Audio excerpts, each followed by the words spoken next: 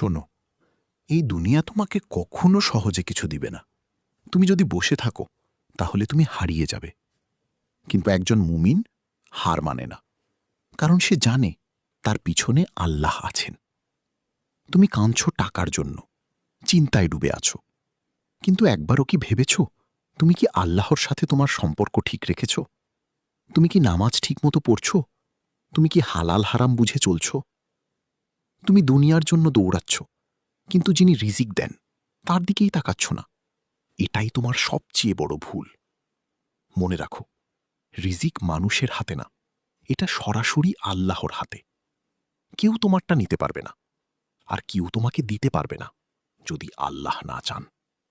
তাহলে কেন ভয় পাচ্ছ? কেন হতাশ হচ্ছ? তুমি কি বিশ্বাস করো না আল্লাহ তোমার জন্য যথেষ্ট? আজ থেকেই বদলে যাও। নামাজে দাঁড়াও, যেন এটা তোমার জীবনের সবচেয়ে জরুরি কাজ। দোয়া করো, যেন তুমি আল্লাহকে দেখছ। কাজ করো, যেন আল্লাহ তোমাকে দেখছেন। হারাম থেকে দূরে থাকো, ইভেন যদি সেটা সহজ হয়। আর হালাল পথে লেগে থাকো, ইভেন যদি সেটা কঠিন হয়। কারণ জানো, কঠিন পথই জান্নাতের দিকে নিয়ে যায়। তুমি যদি আল্লাহর জন্য লড়ো, তাহলে দুনিয়ার কোনো শক্তি তোমাকে থামাতে পারবে না। আজ তুমি ভাঙা, ভালো, কারণ ভাঙা মানুষই সবচেয়ে শক্ত হয়ে ওঠে। আজ তুমি একা, ভালো, কারণ আল্লাহ তোমার সাথে আছেন। আজ তুমি পিছিয়ে, ভালো, কারণ সামনে যাওয়ার জায়গা এখনো বাকি আছে। এই মুহূর্ত থেকে নতুন শুরু করো।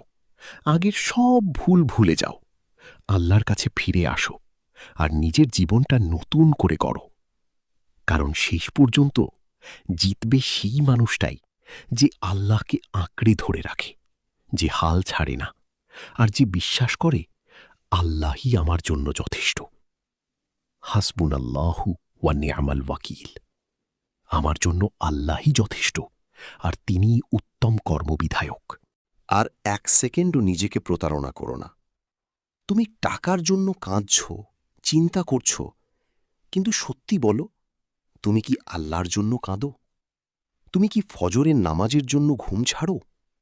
যদি না পারো, তাহলে তুমি আসলে কি চাইছ? দুনিয়া না আল্লাহর রহমত? শোনো, এই দুনিয়া একটা যুদ্ধক্ষেত্র। এখানে দুর্বলদের জন্য কিছু নেই। কিন্তু একজন মুমিন দুর্বল না, কারণ তার শক্তি টাকা না, তার শক্তি হল ঈমান। তুমি বলো, আমার কাছে কিছুই নেই। ভুল। তোমার কাছে সময় আছে, শক্তি আছে, আর সবচেয়ে বড় কথা, তোমার কাছে আল্লাহ আছেন। তাহলে কেন ভয় পাচ্ছ? রিজিক বন্ধ হয়ে যায় না, বরকত বন্ধ হয়ে যায়। আর বরকত বন্ধ হয় যখন তুমি গুনাহে ডুবে থাকো, যখন তুমি নামাজ ছেড়ে দাও, যখন তুমি হারামকে হালাল বানিয়ে ফেলো। আজ থেকেই সিদ্ধান্ত নাও, তুমি বদলাবে। শুধু মুখে না, কাজই।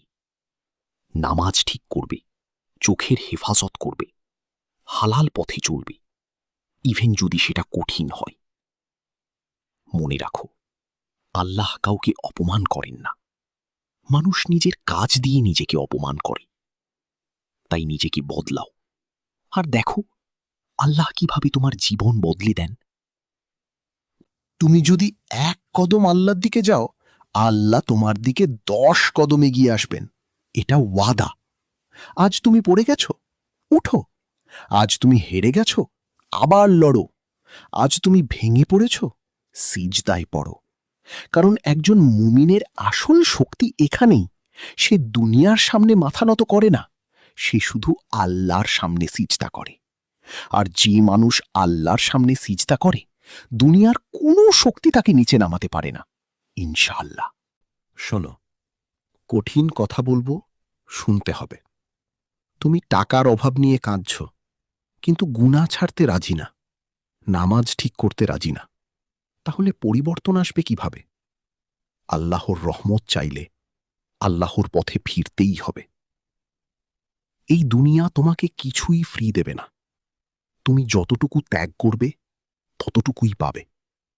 কিন্তু একজন মুমিন জানে, সে দুনিয়ার জন্য না, সে আল্লাহর জন্য লড়ছে।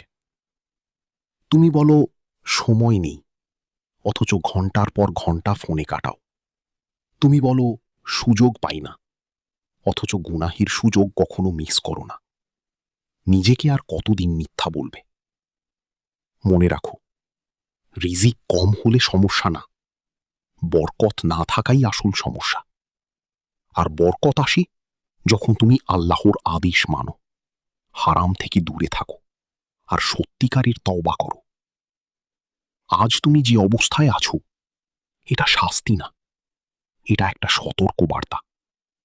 আল্লাহ তোমাকে ডাকছেন, ফিরে আসো। তুমি কি শুনবে, নাকি আগের মতোই চলবে? শক্ত হও, নিজের নফসের বিরুদ্ধে লড়াই করো, নামাজ ঠিক করো, ইভেন যদি মন না চায়। হারাম ছাড়ো, ইভেন যদি কষ্ট হয়।